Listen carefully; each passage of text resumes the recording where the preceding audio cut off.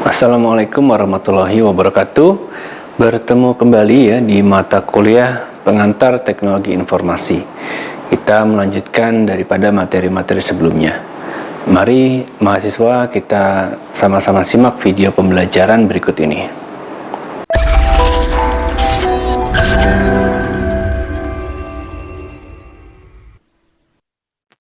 Di materi kali ini saya akan membahas mengenai kecerdasan buatan.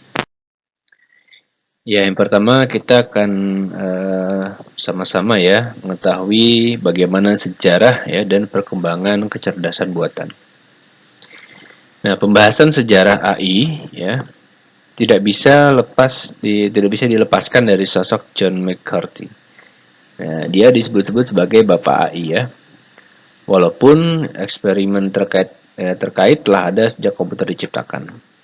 Nah, McCarthy ini mendapatkan gelar sarjana matematika dari California Institute of Technology pada September 1948. Nah, dari masa kuliahnya itulah ia mulai mengembangkan ketertarikannya pada mesin yang dapat menirukan cara berpikir manusia. McCarthy kemudian melanjutkan pendidikan ke program doktoral di Princeton University. Sedari sekolah ia memang dikenal memiliki kepintaran di atas rata-rata. Nah, berdasarkan ulasan dari The Guardian diketahui bahwa saat remaja McCarthy bahkan bisa menguasai pelajaran kalkulus tanpa bimbingan dari gurunya. Lalu McCarthy kemudian mendirikan dua lembaga penelitian kecerdasan buatan ya. Kedua lembaga tersebut adalah Stanford Artificial Intelligence Laboratory dan MIT Artificial Intelligence Laboratory. McCarthy juga merupakan dosen di kedua universitas ternama tingkat internasional tersebut. Nah, kecerdasan buatan atau artificial intelligence ya adalah simulasi dari kecerdasan yang dimiliki oleh manusia yang dimodelkan di dalam mesin dan diprogram agar bisa berpikir seperti halnya manusia.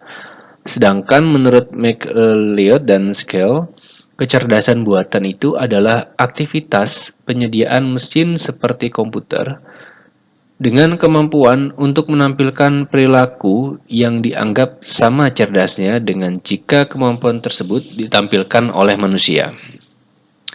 Nah, dengan kata lain, AI merupakan sistem komputer yang bisa melakukan pekerjaan-pekerjaan yang umumnya memerlukan tenaga manusia atau kecerdasan manusia untuk menyelesaikan pekerjaan tersebut. Nah, AI sendiri ini merupakan teknologi itu yang memerlukan data untuk dijadikan pengetahuan, sama juga seperti manusia. AI membutuhkan pengalaman dan data supaya kecerdasannya bisa lebih baik lagi. Poin penting dalam proses AI adalah learning, reasoning, dan self-correction. AI juga perlu belajar untuk memperkaya pengetahuannya. Nah, proses belajar AI pun tidak selalu disuruh oleh manusia. Melainkan, AI akan belajar dengan sendirinya berdasarkan pengalaman AI saat digunakan oleh manusia. Hal yang cukup menarik dari artificial intelligence ini adalah ia mampu melakukan self-correction atau mengoreksi diri sendiri.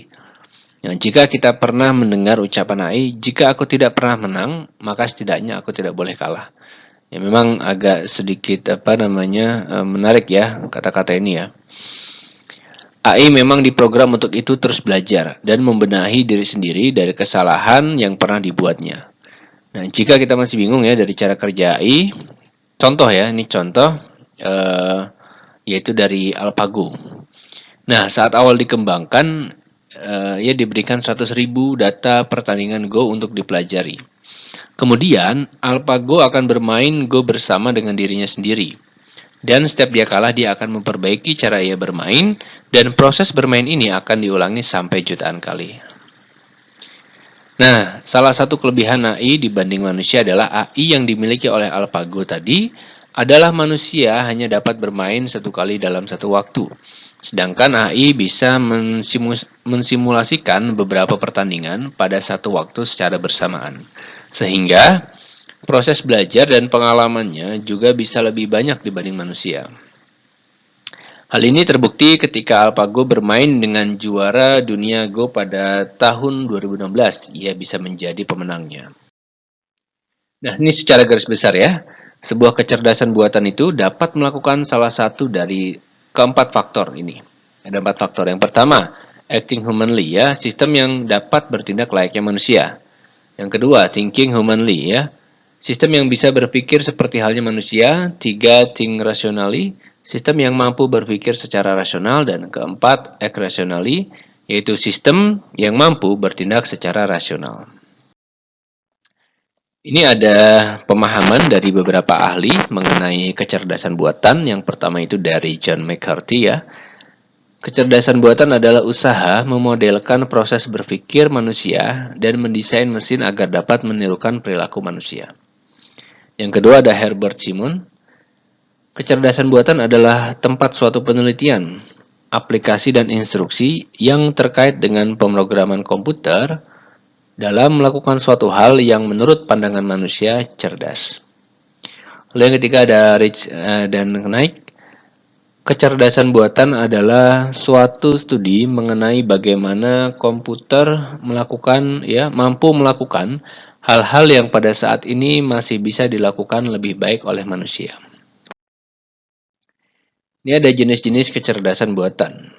Ya, jadi artificial intelligence itu tidak selalu ya berbentuk robot yang menyerupai manusia. Ya, ada 3 jenis, ya, jenis daripada kecerdasan buatan. Yang satu itu simbol, ya, atau manipulating AI. AI yang satu ini bekerja dengan simbol abstrak, ya. Simbol manipulating AI termasuk jenis yang paling banyak eksperimennya. Inti eksperimennya ini adalah manusia direkonstruksi pada tingkat yang hierarkis dan logis. Informasinya diproses dari atas, lalu bekerja dengan simbol yang dapat dibaca manusia atau si pengembang. Koneksinya abstrak dan hasil simpulannya logis. Kedua ada Neural AI. Jenis AI satu ini memang sangat populer di kalangan ilmuwan komputer pada akhir 80-an. Nah, dengan Neural AI, pengetahuan tidak direpresentasikan lewat simbol, tapi lebih ke neuron buatan dan koneksinya, semacam otak ya yang direkonstruksi. Nah, pengetahuan yang terkumpul nantinya akan dipecah menjadi bagian-bagian kecil yang disebut neuron, dan kemudian dihubungkan serta dibangun menjadi kelompok-kelompok. Nah, pendekatan ini dikenal sebagai metode bottom up, ya, yang bekerja dari bawah. Tidak seperti simbol manipulating AI yang pertama saya jelaskan tadi.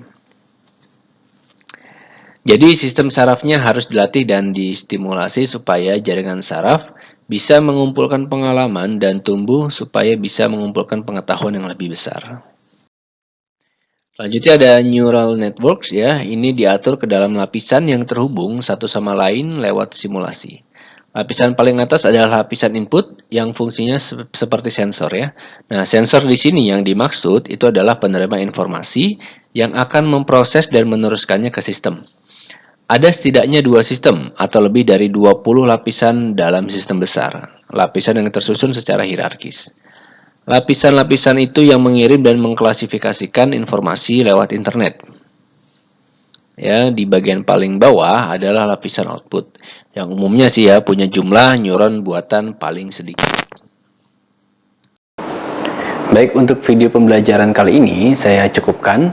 Mudah-mudahan dapat bermanfaat dan jangan lupa untuk selalu mencari sumber referensi valid lainnya. Saya akhiri, wassalamualaikum warahmatullahi wabarakatuh.